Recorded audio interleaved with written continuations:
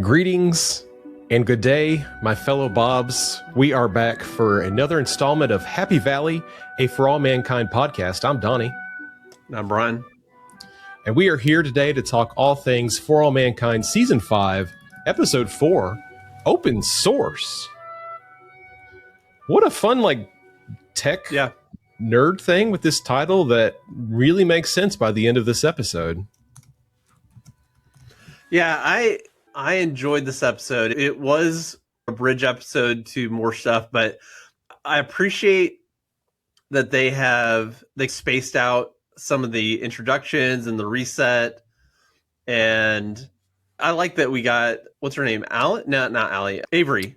We got Avery in episode 4. And so they're sprinkling it in. But overall, what are your feelings about this episode?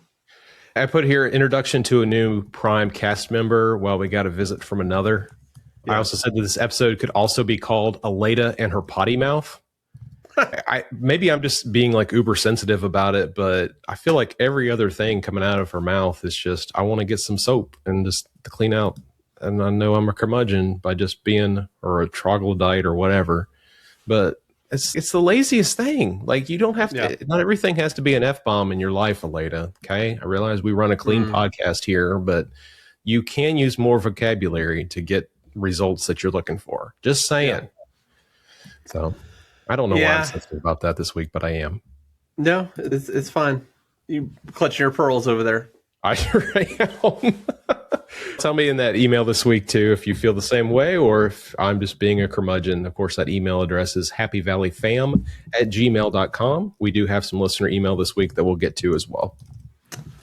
So as we get into it, I want to bring something up. You texted me, and you may not want to say all this, but you texted me this week or yesterday, and it was a clip from season 2. Season 1. Season one. Oh, this is good. Yes. Go there. And go there. You were a little nostalgic for season 1 for the early seasons. For sure. Unpack that a little. Apple TV, they've just been, number one, they are doing a great job with the marketing this year. I feel like it has been very well planned. It's scheduled. It's strategic. Stuff is dropping throughout the week. And one of those examples was a reel that came out yesterday that was a clip from, I think, season 1, episode 4, where Molly was being really flippant about the entire space program. And Margot basically lectures her. And Molly's just like, oh, I'm just a pilot. And Margot's like, no, you are an astronaut. You are a woman in this field, and everyone is looking to you to nail this and get it right. But the way the dialogue was written, the way it was delivered, the passion about it, there was a certain level of, I would say, gravitas, Brian, that we just don't see in this show anymore. And I don't know what to do with that. Yeah, I would say, again, season 4 was a departure from the first 3 seasons.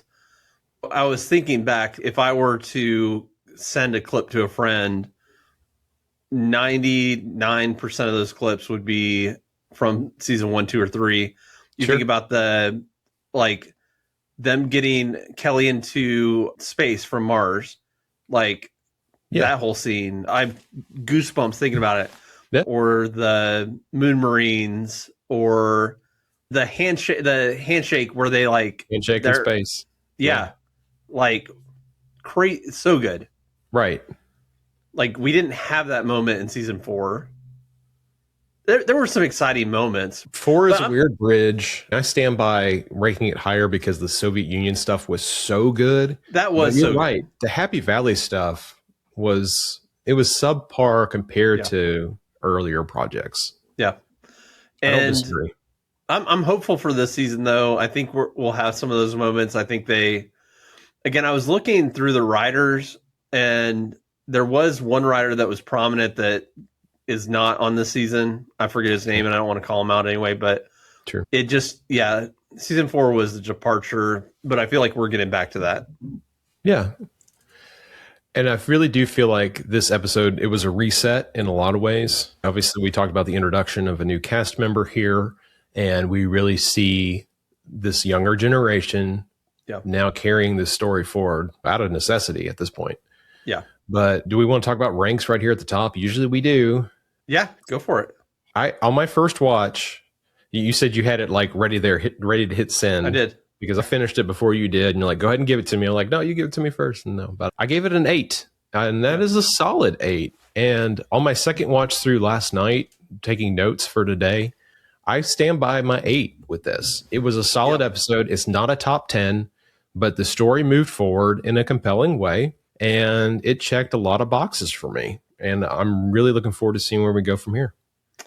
Yeah, I agree. I give it an 8 as well. Jade probably gave it a 2. We did get some scores, so we'll talk about those when we get to email. But it was an 8 for what it was. Like, it wasn't an... Right. I don't know that I'd give it an 8 of, like, TV, period. Yes. But we needed to get to know Alex more. We needed to have the intro to Avery. We got more Kelly and Aleda, and I love Kelly and Aleda. Yep. And we got... Dev being Dev, and there's some ambiguity around him, and I love it. The story moved forward. So, yes, a solid 8 for me. It is a middle of a season episode. This is where we usually would be really critical about table setting and giving stuff like a 4.5, and this was not that. But it is a middle of the season show, and as considered as such, this was an 8, which to me is a great score. Yeah. Really pleased with the outcome of this one. All right. We want to dive into it? Let's dive into it. Oh, a couple things. Yes. If people want to write us, Happy Valley Fam, FAM at gmail.com. Not FAMK, because that doesn't make any sense. It's 3 words for all mankind. And also those reviews, they really do help the program. And none of you gave us a review after our appeal last week. So Brian has spent the last 7 days hitting refresh on his browser, just dying to see new reviews, and you have really disappointed him. Please don't disappoint listening, Brian. Which I know you are because you're hearing me right now, take a moment. Just go to Apple Podcasts, give us a little review or wherever, and less than 2 minutes. Less than 2 minutes. 5-star. If you hate us, go 1-star. Do it. You're not going to hurt our feelings. No, do 5-star. Bad reviews are reviews. Do 5-star. And write a little something. Write a little something for us. Indeed. Yeah. Where else can we be found on the socials these days? Brian Cheney? We're on YouTube and X. We go live on X at around 10:30 Eastern, a little later sometimes. But holy Toledo! So there could be some people watching us live right now. Yeah. I will try not to sneeze. And it is Kings of Media 99 on YouTube, Kings of Media 99 on X. I hate the 99, but every good idea is taken already. There's nothing original left, so no, we're not quite 100, but we're also not 98. So either. Close, so take close. That. All right, let's dive into the episode. Yeah, so we open it with Kelly and Alex here. They're going through Ed's stuff, old pictures, some book that he read to Alex. I didn't know this book, so apparently it's not a kid book, but okay.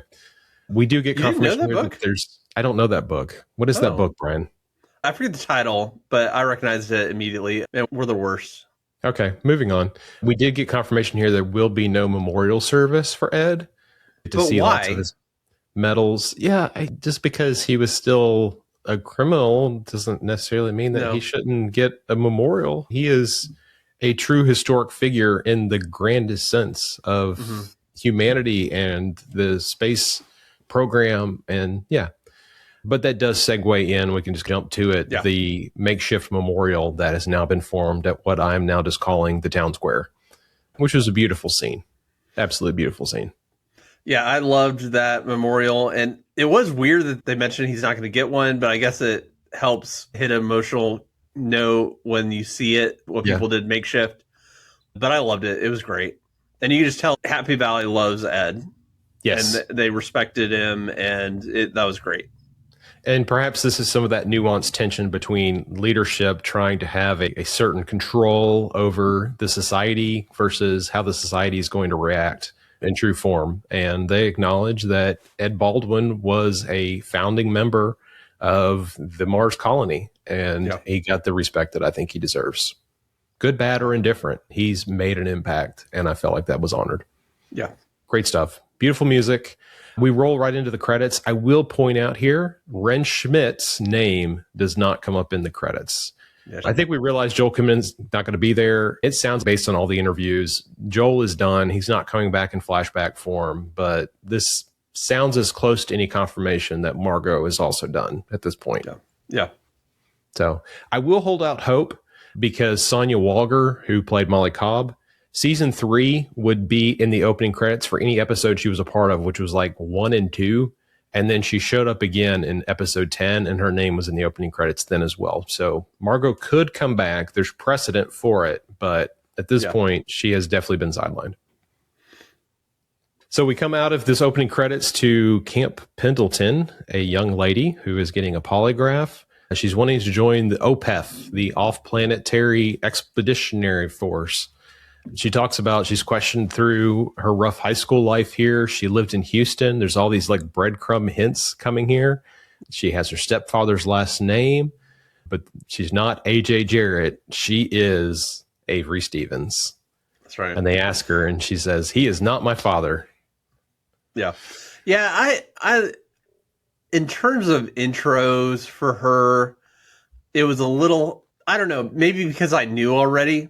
We thought we knew. We thought we knew. And then she looks like him, and it just made a lot of sense, but it felt a little lame, a little heavy handed, the intro, but by the end, I love her. So to counterpoint, I think all of us nerds who are sitting there like pausing frames and trailers and trying to connect dots put together this was Avery. I don't think average watcher would have done it without a scene like this. That's probably true. Yeah. With that said, I think this casting, just right off the bat, I mean, I'm definitely getting some like Grandma Tracy vibes. Like I'm getting like, this is a Stevens kid. Like, yeah, very well cast, and a total. I agree with that. Yeah. So kudos to the team for that. Meanwhile, back on Mars, Alex is getting ready for his first day of work at Helios. He's a working man, Brian. Yeah. And I think they confirmed it's like a month jump. Is that right? Yes. Some here points that out. Yeah. Yeah. So it's interesting. Again, we'll get into this more as it goes, but we get our real first feel of Alex. Like we've seen him at the edges, but Ed overshadowed a lot of that. Of course. Kelly overshadowed a lot of that. And I like that we're seeing Alex, and I like him. He's a good character. Yeah. A great pep talk here that I can totally resonate with just as a dad of, hey, listen, you're going to start at the bottom. Admiral Baldwin was not Admiral Baldwin on day one. He was sweeping floors. Like, so go do your data entry job and live your best life, man, because this is how everybody starts. Yep. And it's so true. We also get a fun nod here. Alex pulls out a gift for Kelly to take to Titan, and it is the Apollo 11 plaque. Yeah. Oh, I didn't think that thing was ever coming back. And apparently it was in Ed's stuff this whole time, which is awesome. That is awesome. Callback. So I hope we get to see that again. Kelly taking it to Titan, and hear Ben first set foot on the moon, which obviously wasn't true in this timeline. I really like it. So we go from this to the scene of Alex actually arriving at Helios offices, which I just put here. Helios offices are so bougie. Yeah. It's legit. Oh, it's Space Google for sure. Big time. And I'm here for it. Absolutely love it. Yeah. I'll just put in my notes here. Boss Lady is a bit cold, and I haven't taken the time to learn her name because she's just Boss Lady to me. Joshi. Something like that. Yeah. I do think it was pretty presumptuous and funny on Alex's part that, like, I don't need any special treatment. She's like, oh, okay. I'm sorry. And the music as he's like coming off the elevator is so good. Yeah. I also put in my notes here that the Apple Magic Mouse and keyboard are canon. So my question was, is the Magic Mouse going to be like the one that takes the AA batteries on the bottom, or that garbage design that has the like lightning port on the bottom that you have to plug in to charge it and you can't use your mouse? Is that annoying? Oh my gosh. It is, of all the things Apple has ever done, which I am kind of Apple fanboy. I'm coming to you on a MacBook Pro. I'm coming to you with all this Apple stuff sitting around me, but I do not use the Magic Mouse because it is garbage. Brian is showing it to you right now. And Brian, go ahead and confess to the audience right now that we were delayed this morning because my battery died. And You can't use the mouse when it's charging. It's so stupid. It's been that way for 9 years. It is the poorest design decision that Apple has ever made. Everything else about it, I love. It's cool. My Magic Mouse. But dude, I used one for years. It is the best like scrolling device that they have ever. It's so fluid. It's wonderful. Ergonomics, it's absolute garbage. And I'm telling you, man, if you come over to the Logitech family, this thing is so comfortable. Oh, and look at this. The port's on the front. You can charge it while using it. Imagine that. What? We're living in the future. But Alex isn't, because he has a garbage Magic Mouse. We go from this scene to a view of Phoenix Station as Aleda is arriving at Mars. Yeah. Brian, I just want to geek out here for a second because it's just great to see the Phoenix again. We get Sojourner in this thing. We get the Phoenix. It's beautiful. It hasn't really changed much since season 4. Yes, I talked about this on the Discord. Somebody got some screenshots of it from season 4. It's got a few more docking ports for the hoppers on it, but it's just cool to see this beautiful structure again. I just love it. And I love through this scene, like everybody is just kind of, we're in space. And Aleda, like, it's notable. Like, she has been tangentially associated with all of this stuff. Right. And this is her first time in space, right? She did go to the moon. She did go to the moon. You're right. To help with the engines for Sojourner 1. That's right. So this would be the second. But definitely more just the space tourism vibe this time. Yeah. Yeah. The childlike wonder on her face. And nobody else cares. I love it. Right. It's a routine. But yeah, potty mouth and all. Yeah. We do get the awe and wonder from her as the beautiful shot of the hopper aligning for Mars entry and just like all of it. Thank you for spending the budget dollars to give us shots like this because I love it so much. And that's seriously, like, it is expensive to do this stuff. And for sure. They do so much of it. It's so great. Thank you, Apple. Thank you, Sony Pictures Television. Thank you. Kudos. Thank you. So we go from this to Kelly and Aleda. The old pair is back, Brian. Yep. Just hanging out. It was the kind of the pair in season 4 that we didn't expect and was really a bright spot. And for however long this is going to last, I just like that these two have gotten back together and they're just hanging out, the old buds. Yeah, it's great.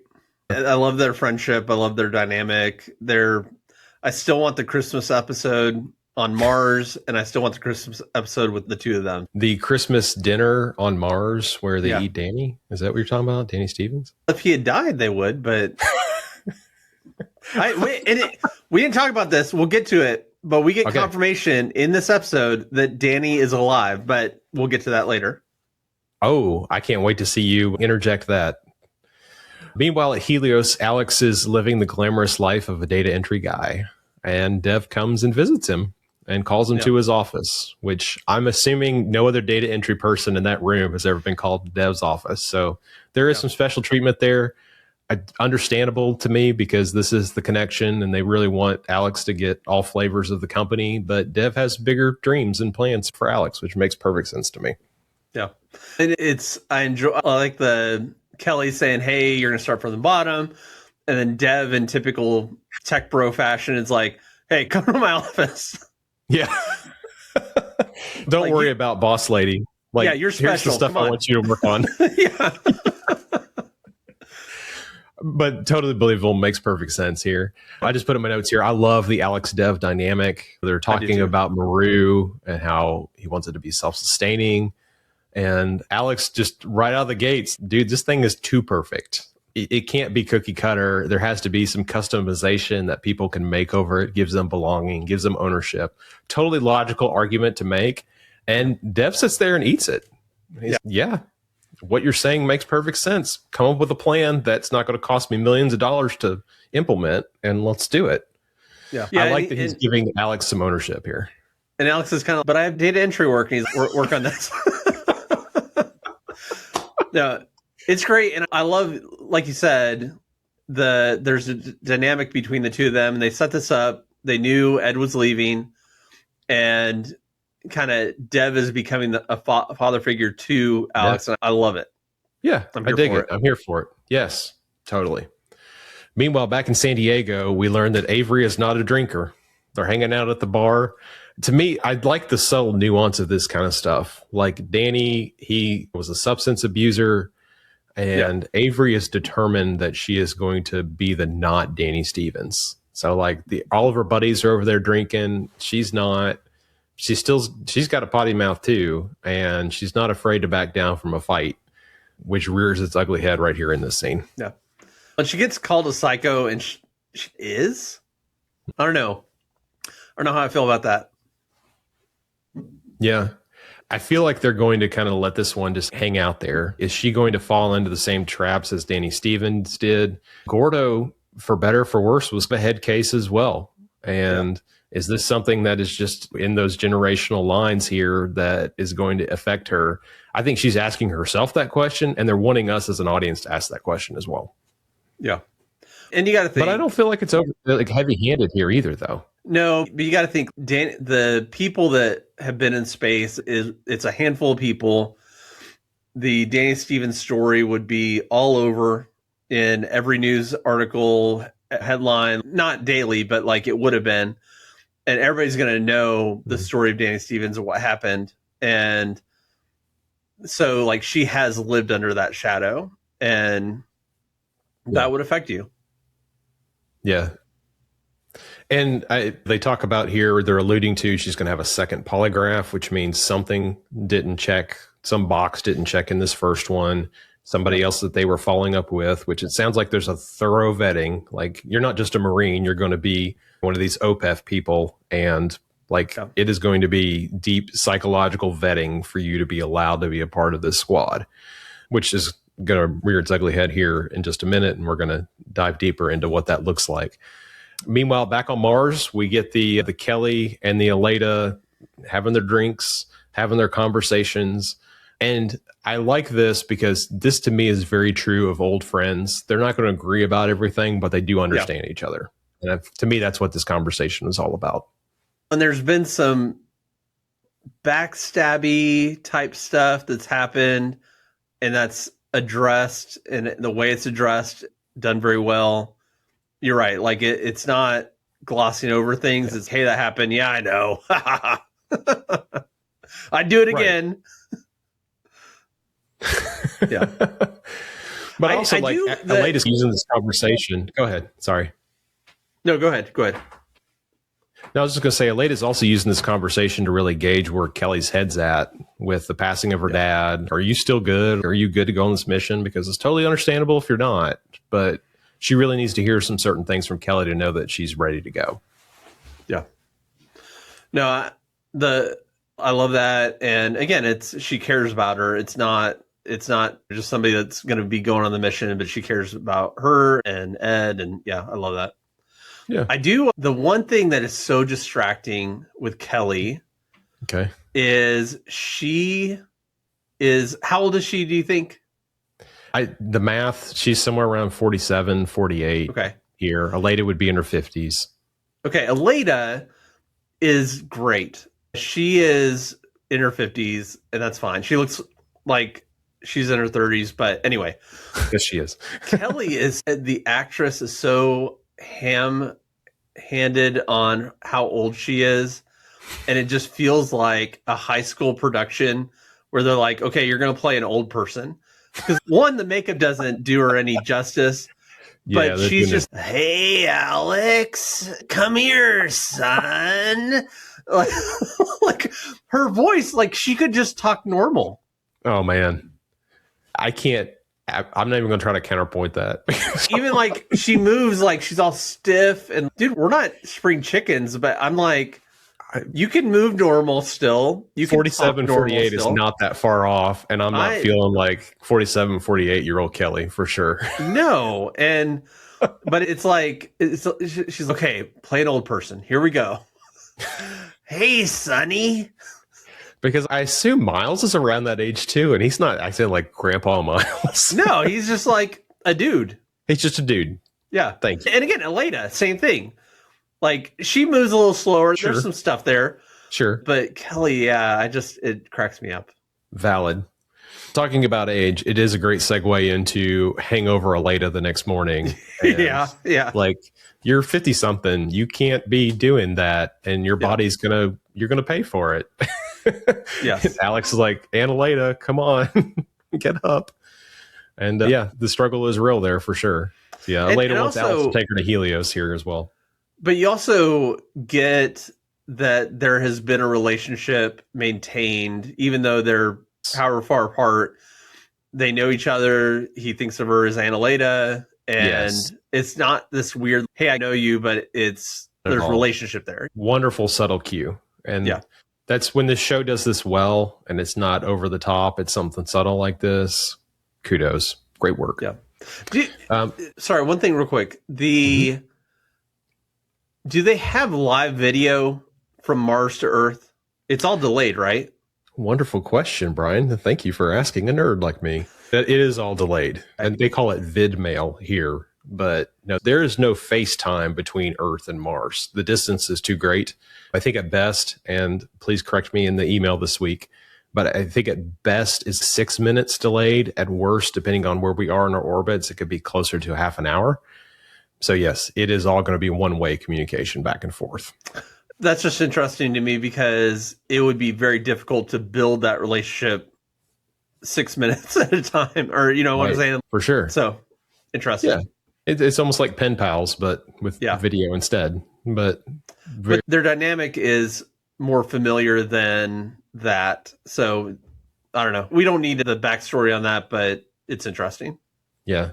We will get to Aleda actually showing up at the Helios office, but between that, we've got a couple other scenes here back on Earth. We've got Avery on her electric motorcycle, and she's pulling up to a house. Brian, I love this reveal. If we only get Chris Marshall renting a house and available for production for one day for this entire season, I really love this scene. Yeah. Danny is back. Yeah, it's just funny because we were just complaining. I was just complaining mostly about Danny. And it was good to see her. It's good to see that she's happy. Yeah. I enjoyed it. To me, this is a logical, we drop in on a day in the life of Danielle Poole. And the way they execute this was great. And I love, you're talking about the subtle and the nuance here. They're establishing through just normal conversation that Danny is very much involved in Avery's life. Yeah. And I love that Danielle has continued to stay in contact with the Stevens family. I don't know if it's out of duty or obligation or whatever, but she continues to look in on Gordo's grandkid. And it's just beautiful. Absolutely love it. No. And she talks some sense into Avery here as well. No, Danny lied to everyone. And if you're going to do this, prove that you're not him or you're going to fail too. Yeah. Like, what a wonderful pep talk. And I love the comparison of the other Marines or whatever they are saying, oh, they want you to come in again. They saw something wrong. And then Danny's saying, oh, they want you to come in again. That means they saw something in you. Yes. Like, it was very good. Very well done. Oh, and by the way, they saw something in you that they weren't sure about because you're not being completely honest. Yeah. So just be completely honest because they're wanting to know the real you. Yeah. Great pep talk. We get a glimpse of Danny's grandbaby, who's not a baby anymore, which is awesome. Makes sense. I put here my notes. I just love that they have stayed connected. And we also just go over to the pic of young Ed Baldwin over there with all of the other pictures she has on her table. And I love this quote from Danny. She says, love, hate, the older you get, the more you start to realize they're not so different. Oh, so good. It's beautiful. And then Danny left again. And my heart was sad. Yeah. That's probably the only Danny we get, but I'm happy with it.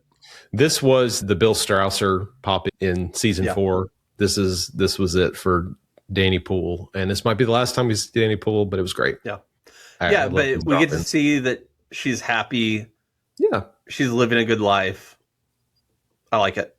100%. Meanwhile, the news cycle then transitions talking about the new space race.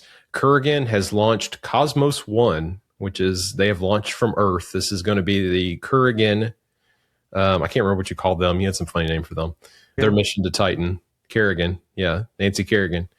There's a mention here that Moscow has significant investment in Mars, and I just put in my notes here is the subtle nuance mention that there's really cracks in the economy of the Soviet Union. And Brian, are we going to see the collapse of the Soviet Union this season? Yeah, I don't know. You said that, you texted that to me, but they mentioned basically like the entire Earth is like struggling economically. Yeah. The US is as well, like in that newsreel. So I don't know but there's definite tension, and the iridium that they're basing their economy on is slowed, and I think it's only going to get worse, but we'll see. We go from this to the governor's office, and Brian, I hate every scene with the governor in this episode. If there's one thing that kept this from being a 9 or a 10, it was every scene with the governor and his wife. Just grated on me like nails on a chalkboard. I want to correct something here. So Jade wrote in. All right. Jade, who we just mentioned is Jade because she's long-time listener. Fixture. Yeah, she's a fixture here. You're part of the show. But she called me out for both sidesing the governor. And I think he is an opportunistic, I wouldn't say evil, but he's not a good guy. And I think he's not a good guy. If we try to say he's a good guy, that is incorrect. He is here for him. He is. Yes. He doesn't care about anybody else. And his wife, she is so good at this character. But, watching him make out, that was the grossest thing. Gosh. That's what I'm saying. Like, every scene is just blah, blah. It was like all mouth. It was. Watch it again. Like, it is just all mouth, just everywhere. So I'm going to read my line from my notes here. Okay. Say, governor getting lectured by Soviet premier, blah, blah, blah, talking with wife, have a launch party to make people happy. Yeah. That's the scene. I do love that idea, but it took too long to get there for him. I don't know. This is the clunky. This is the Eli Hobson and his wife. Eli, we could be on the island right now, but you're running NASA instead. Like, this is that for me. Yeah. Moving on. Meanwhile, Alex and Elaine are heading to Helios headquarters. Elaine complains about all the walking they have to do in Happy Valley. Yeah. Which I'm like, dude, you're just coming from like Earth gravity, all right? You've got the good muscles, and you're on like crappy gravity Mars right now. You should be at an advantage. Stop complaining. But whatever. But I love the aesthetics of this, the exposed rock, it's not smoothed out. And, it's amazing. But yeah, it is Space Google for sure. Oh, big time. I put here, Elena's going to walk into Dev's bougie office, and it is absolutely a breathtaking view. And I like that strategically Dev's gives her the moment. Like, she just walks into the office. She's by herself. She's looking out the window at everything that they have built. Yeah. And it was great. But backing up just a little, when she walks in, the reception guy. Do you need coffee? Yeah. Do you need coffee? I love that. Where's your coffee? But the guy at the reception is like, he is the typical Google reception guy, man bun ish. Like, it was so Helios hipster. Good. So believable. Absolutely. Yes. I didn't even think about that. That's a wonderful call out, Brian. I love it. I also love Dev's first reaction. Like, Aleda's kind of like, oh boy, what am I walking into here? And Dev just embraces her. Yeah. So cool. He's cool. He's a hip owner founder. He is. But this entire scene, it's the gross part of Dev for me. Okay. In that I don't know that he cares about Aleda. He cares about the mission.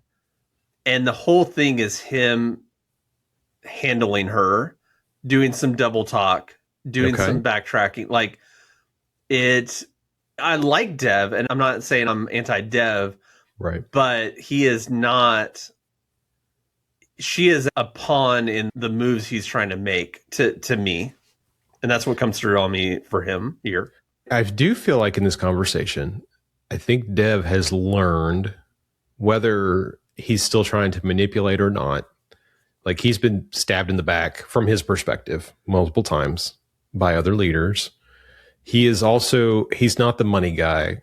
That is not his strength. That's not the lane he should be in. He needs a money guy that he trusts. And right now, Aleda's that. And Aleda's answer of, no, I'll just stab you in your face, dude. Like, I'm stabbing you from the front.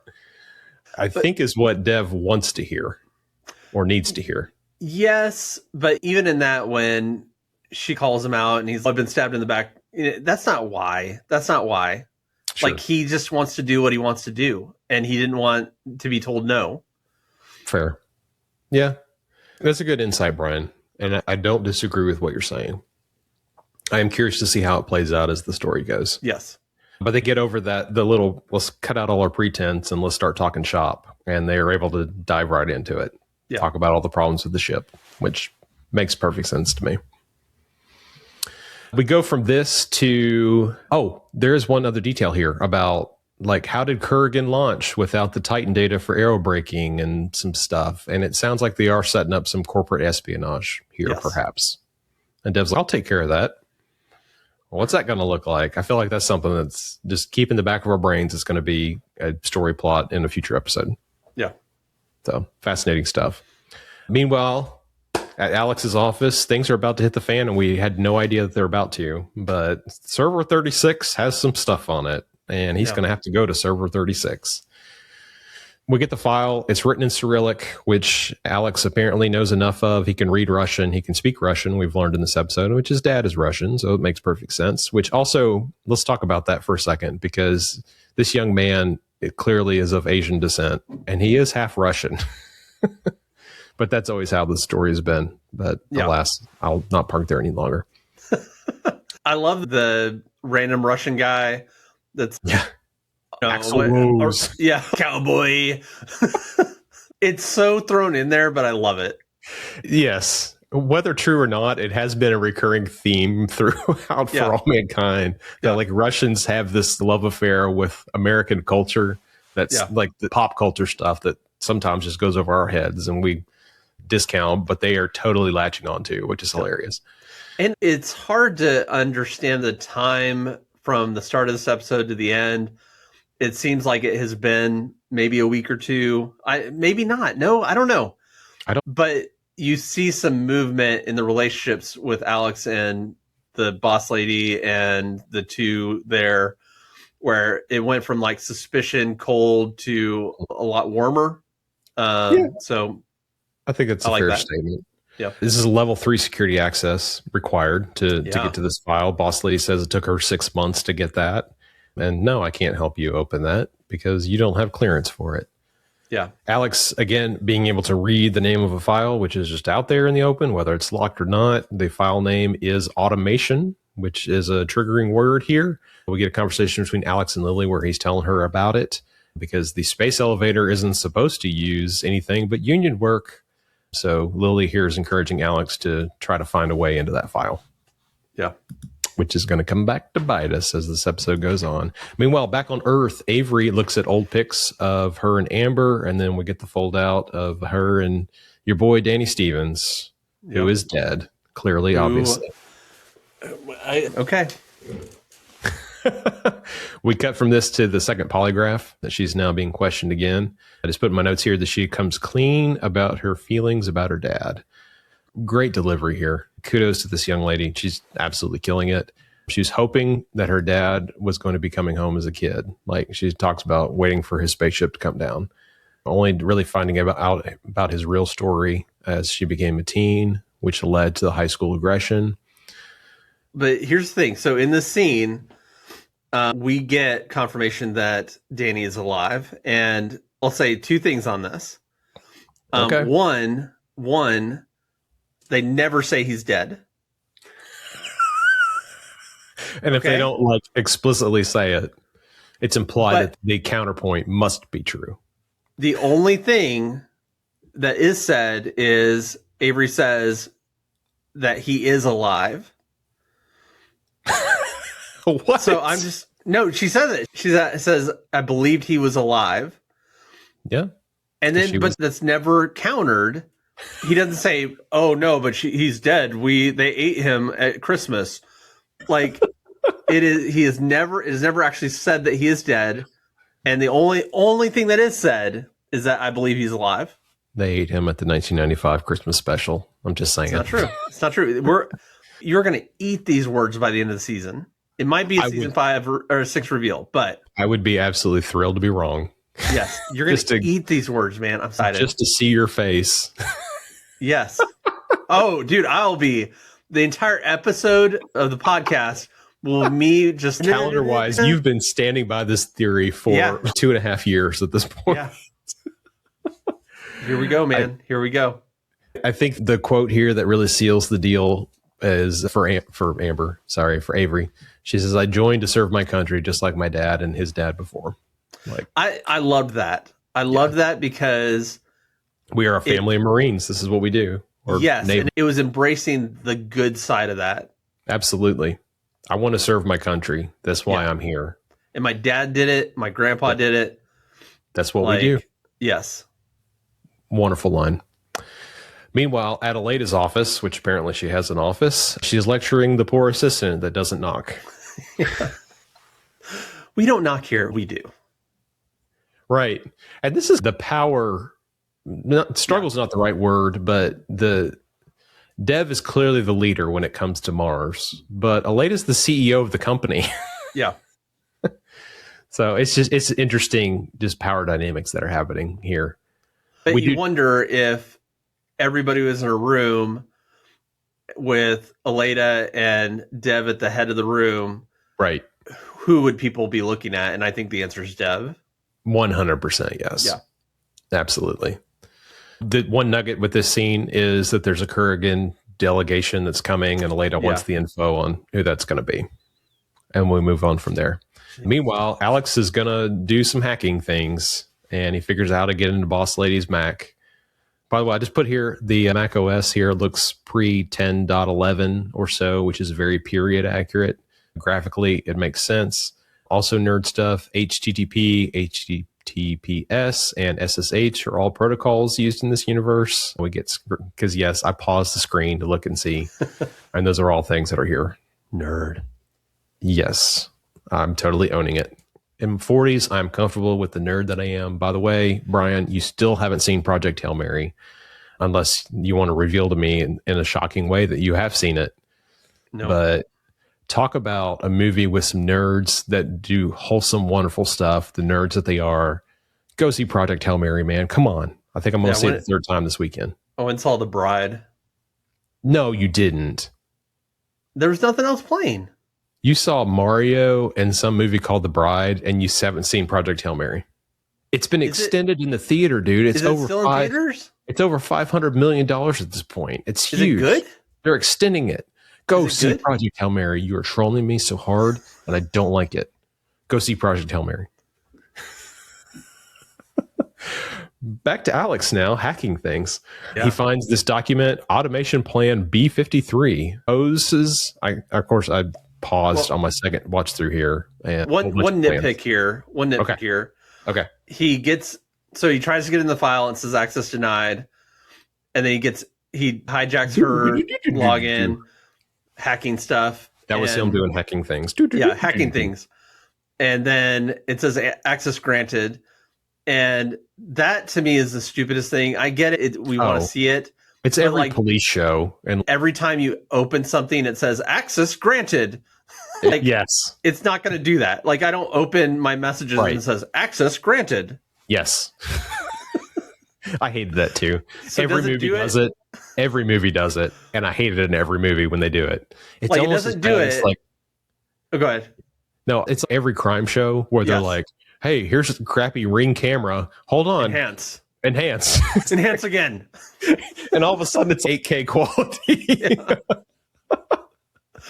This is not how life works, people. But I don't know if it's like level 1, level 2, you can open things. But everything level 3 and above gives you the access granted graphic. I know that's annoying. Yeah. So we get our eyes on some sort of an M6 document here. And I want to point out a couple of things. Number one, it says proposal. It doesn't say that this is an actual plan that's getting implemented. It says a proposed plan to scale down Happy Valley personnel over the next 5 years. And then it has a whole bunch of details about how you do that and how you get people prepared for gravity again at Phoenix Station before they have to go back to Earth. It gets like really in the weeds about what a plan looks like. Like Wednesday, you're going to go to yoga for an hour. It's pretty hilarious if you go back and pause and read the documents. But essentially here, comprehensively eliminate 98% of commercial human operations on Mars through the use of advanced automation by late 2017. 5-year plan. Yeah. So Alex, of course, here, I'm copying this to my thumb drive and drag and drop because that is actually the most believable thing about Apple, because if you drag and drop pretty much anywhere, it's going to work. Aleda comes in right here and he's, yo, this is my desk. And he pops down the boss lady's picture on the desk and all the stuff. And he shows it to Lily. Kurgan bringing all the gear here now is, I guess, a part of the night side stuff they're doing as a part of this automation plan. This is the secret operation. And Alex wants to take it to Dev, and Lily's, I don't know if we can trust Dev here. And Brian, I like that they're ambiguous about this, and we can get back to it. But where is Dev in all of this formula? I like it. Meanwhile, back in San Diego. Well, she does mention like it's on Helios's computers. Like it is. He knows. Like right. She says that, and that is interesting. That that this would be what it was. M6 documents, right? It was M6 documents. And like, I was wondering about the server thing too, because then I second guessed myself going into the second watch. Cause I was like, maybe this is like a Happy Valley shared server thing, but it's on a Helios server here, but it's Kurgan information because he was looking at space elevator stuff. So I'm not completely clear on who would have eyes on this and who wouldn't. But it's also interesting that Miss Joshi, that she would have access to it. Right.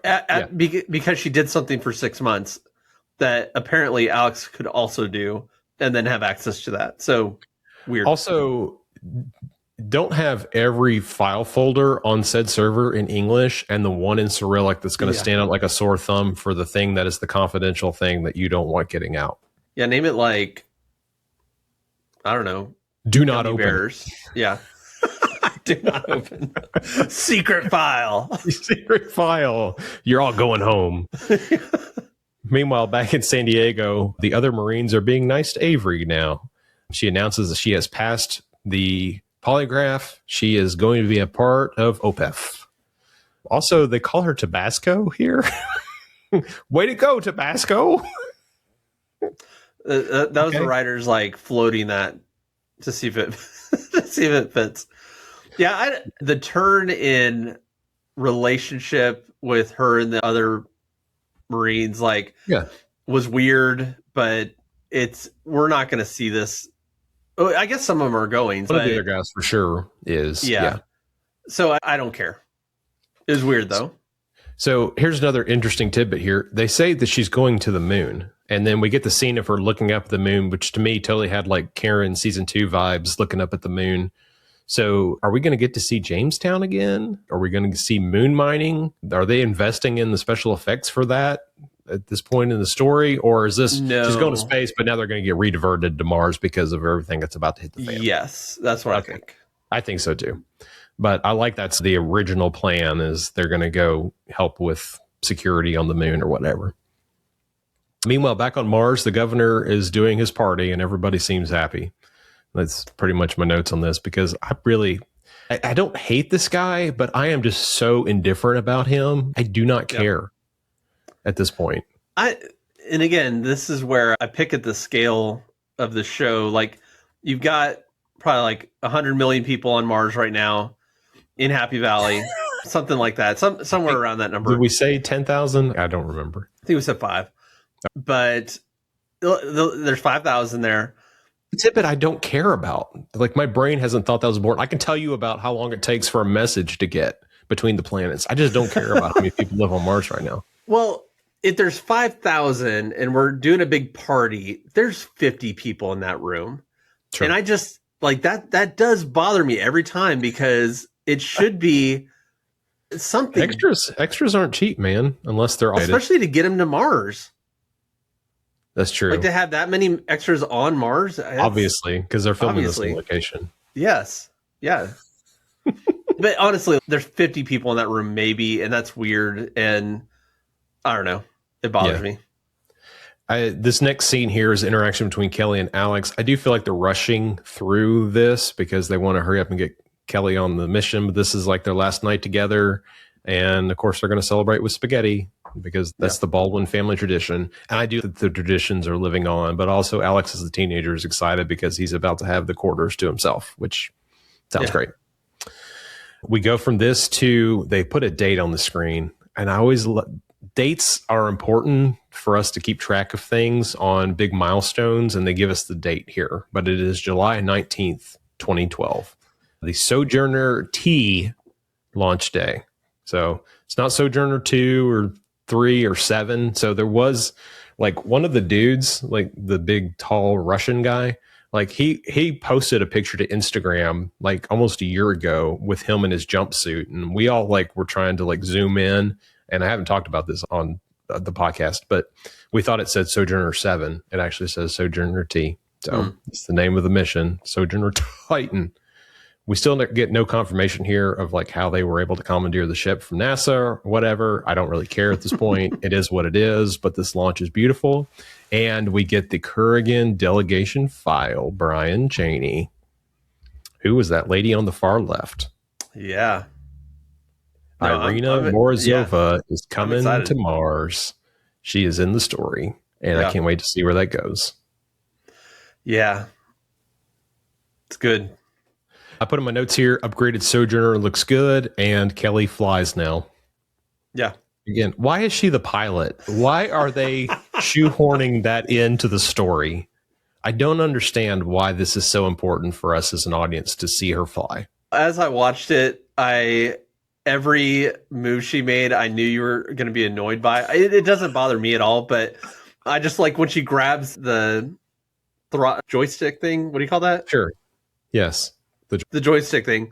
Like, she does it in a way that just I knew annoyed you so much, because she does it like, I'm flying again. Oh, this feels so natural. We have not established at all that she is a pilot, and all of a sudden we just accept that she is flying the hardest mission that humanity has ever done in the history of mankind, flying to a moon of Saturn, and Kelly Baldwin is in charge of getting us there. I don't understand it. Like, she could be on the mission. Like, it makes perfect sense for her to be on the mission, but not as the pilot. I just don't get it. Yeah. Whatever. It is what it is. Meanwhile, we're back to annoying governor and his wife, and I put in my notes here, staying busy, as you've already alluded to, and all of a sudden, everybody's Newton is blowing up because Alex has released said documents to the world. Yeah. I like we just get a tidbit of everybody's reaction. Miles, definitely in the background in this episode, we get his reaction to it. We get Lucas' reaction to it as well. Everybody's Newtons are blowing up. We see Dev's reaction to it here. We get to that. I love Miles' reaction because it's so nuanced and like calm, but like you don't know what he's thinking. Right. Did he already know about this? And he doesn't freak out. He's just like, you know what I'm saying? It's really just dude. Okay.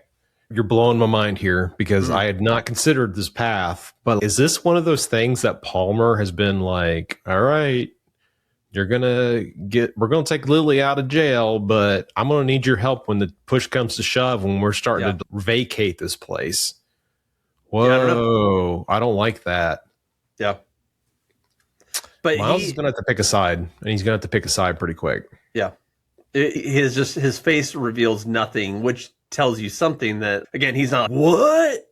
Yeah. I think there's something there. All right. So here is the $64.50 question. Yeah. Does Dev know? Dev know? What does his face show when he sees it on his Newton? Yeah, because it's played so well, because it's either, oh my goodness, I can't believe they're doing this. Right. Or oh my goodness, this was not supposed to come out yet. Right. And I can see this going either way. Yes, and it goes directly against, or does it? But it feels like it goes directly against his dream.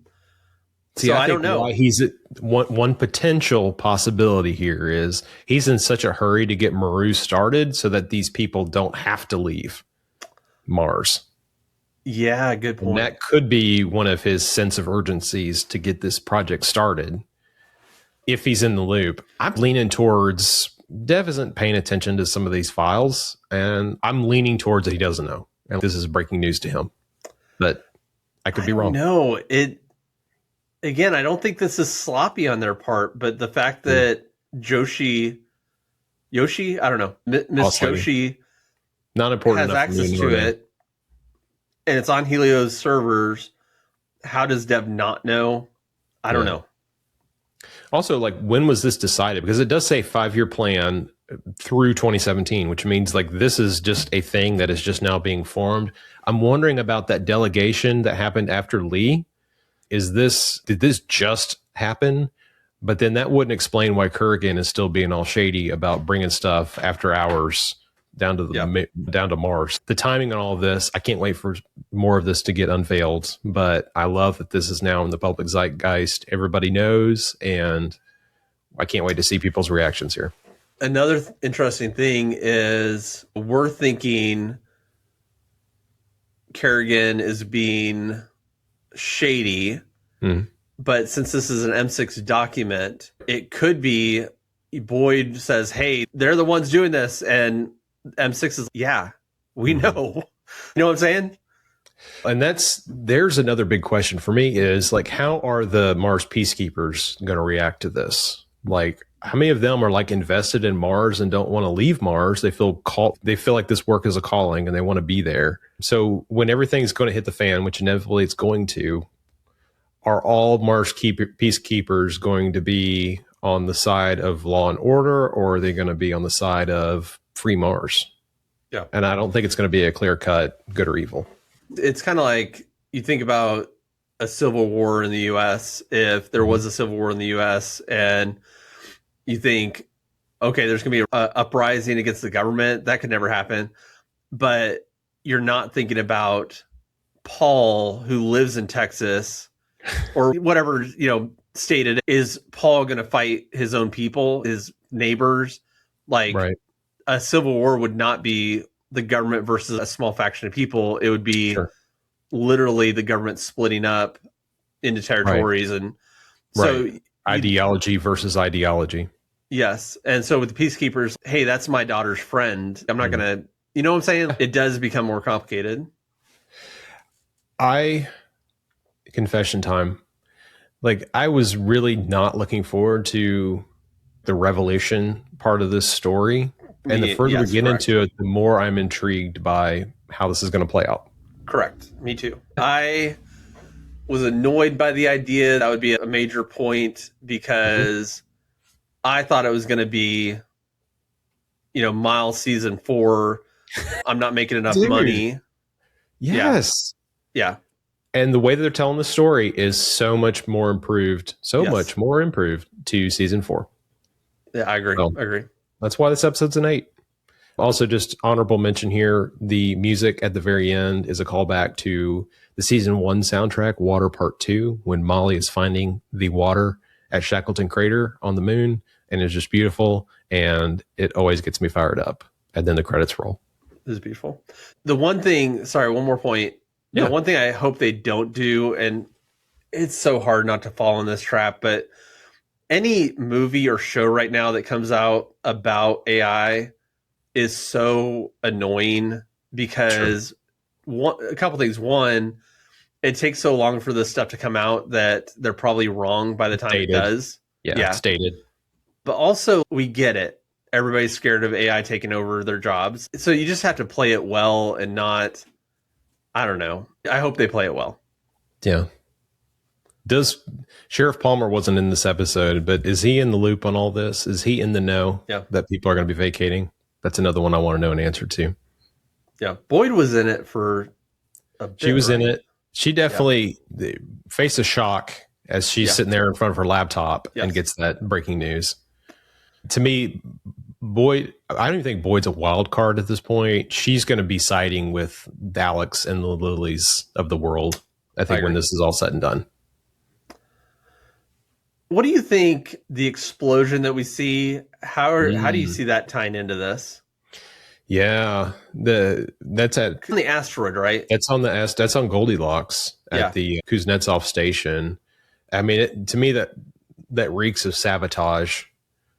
I could be wrong, but is that going to be the catalyst moment for everything that's going to happen after it? But even in the season 4, we get to 2012 and the camera pans out and you see the Free Mars already written up there, like in graffiti. So you've got employees now that are in protest, writing it on the roof of things really big. I don't know how that fits in yet. But that also brings up another point, Brian. Like at this point now, we've seen like 95% of the trailer. Yeah. Which makes me really excited. Me too. There's a lot of good stuff coming down the pipe that they didn't even think was necessary for them to show. Well, it's exciting to me because like that we know there's an explosion on Goldilocks. Yeah. But I can't tell you how we get there. Right. I don't know. Like there's no breadcrumbs to it that I can tell. Yeah. Why would we even talk about Goldilocks? Yeah. So I'm excited. It just says that there's more to the story. Good call. That's coming. So good call. Yeah. It's great stuff. Yeah. Oh, cool. Yeah. Well, that's that episode. Man. Can't wait for next week, man. I'm pumped. Yeah. Do we have any mail? Excellent segue. We've got a couple from Jade has emailed in. She responds to last week, and then she also gives some notes this week as well. She says, Brian, I think after your attempt at throwing words together for your tech writing this week, they'll be in touch with those skills to join the FAM Series 5 writing team for sure. Great job, Brian, with your writing. Throwing shade at me because I'm knocking writers and I can't even play sounds. Big time. Yeah. You nailed it that time. Yep. We're growing and maturing. Good job, Brian. Yeah. This was last week talking about Danielle. She says she disagreed with the Danielle Poole send-off. She thinks it was fine. We got to see that she survived and went home with her family. And obviously things have happened since then. She gave last week a 4. I will jump ahead here because she talks about, there's one thing I do want to point out from this email that I think is hilarious. She says, and as if you're not seeing that Mars governor as a baddie, he is going to be a bad dude. She calls that out. He's bad news. Mark my words. Palmer, also bad news, unless we're forgetting him trying to chuck Sam off the Ranger last season, which is a great call out. And she says, that big lad that Columboid is hanging around with, I have suspicions about him too. Jade, you need to trademark Columboid. That's perfect. And I love it so much. That was good. Well done. He is suspiciously nice, but I think he's just a good guy. I don't know. Palmer is so I concede that the governor, mayor, whatever he is a bad dude. I concede that. You were correct. You were right to call that out. Yeah. Palmer's not. Palmer is a company man. I can see how you get there, but you're incorrect. Yeah. Her reaction to this week, she says, finally, we're in business. 7 out of 10. 7 out of 10. She says, go Alex. Setting him up as a revolutionary hero of Mars is the best way to honor Ed's legacy. I cannot believe that Kelly didn't shed a single tear at the memorial shrine. I was in bits. Great call out there, Jade. I wondered about that too. Okay. Side note though. Okay. Jade and anybody, 7 is not an option. 7 is a cop out. So the 7 is like the kind of go-to when you're like, it was good, but I don't want to say it was bad. That's the safe one. So you got to do a 6 or an 8.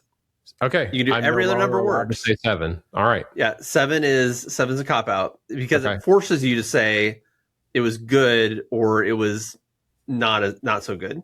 Brian, I need you to go away from this week with a more articulated scale of what each number means and come back next week and give us a deep dive into a 5 means this was just absolute mediocrity. A 4 the next episode, we're not even going to talk about the episode. We're just going to talk about the rating scale. It's going to be fascinating. Very good. Excellent. Jade goes on to say that Aleda on Mars is great. does nobody meet anyone off the plane on Mars? She was at the terminal to meet her. She says, and I love the Irina Morozova angle. This is all very slowly brewing up to some kind of almighty showdown. That's what's piqued my interest here and really got the series going for me. Dev seems to be very much behind the scenes with everything, as if he wouldn't push the proper Ed Memorial. What's going on here? I don't know. I don't really read into that one too much. My cat is going nuts back here, by the way. She's dying to get out. A complex introduction to Avery. Nice job by the writers. Wonderful to see Danielle. I have a feeling that'll be her only appearance this season. And she says she's weeping openly about this. One person I absolutely don't want them to resurrect is her Uncle Jimmy. By this point, his haircut will no doubt be worse than the Doc Demos. Oh, they did Jimmy dirty with his hairline as well, for sure. Anyway, no time to overanalyze. I have actual work to do. Later, Bobs. Always great to hear from you, Jade. Brad did email in again this week. Here's what he says. He gave us his notes. He says, this episode is a 4 or a 5 out of 10. Wow. Yeah, that's savage, Brad. He says, I guess they had to reset the table after the last episode. It seemed like there was a lot going on, but nothing really happened other than the Sojourner T launch. What? Everything seems very anticlimactic. No updates on Lee or ISN. Lee got one mention from the governor. No Palmer either. Boyd barely at the end. Some Office Space vibes from Alex working at Helios. I guess there's a bit of a hangover from last episode. And we'll see if the poop is going to hit the fan in the next episode. So I understand how you get there. And that's why at the beginning I said, I wouldn't put this at 8 in TV terms. Yeah. But in middle of the season, right after the Ed's death, it's an 8. It is an 8 for me. And but again, like there's nothing. I'm not sending clips to anybody from this episode. Fair point, Brad. If that's the lens at which you're looking through this episode, I see where you came to the conclusion you did. I think an hour and 12 minutes into this recording, you've realized that we were looking at this through a different lens than you were. So well said. Thank you both for emailing in. Yeah, I did email him and just say, dude, I gave this like an 8. And he says, interesting. I couldn't get into it for some reason and cannot wait to hear you guys break it down. He wanted to know about Jade's score too. So Jade, you have influence. People want to know. The people want to know. So that concludes our emails for this week. Cool. If you want to send us an email, where do they do that? Happy Valley Fam, that's FAM, @gmail.com. Happy Valley Fam. And I'm just telling you, if you're still listening, give us a review. Give us a 5, say a little something, help us get out there. We do this for free out of our love for the show. Yeah. And we'd love for you to give us a little love.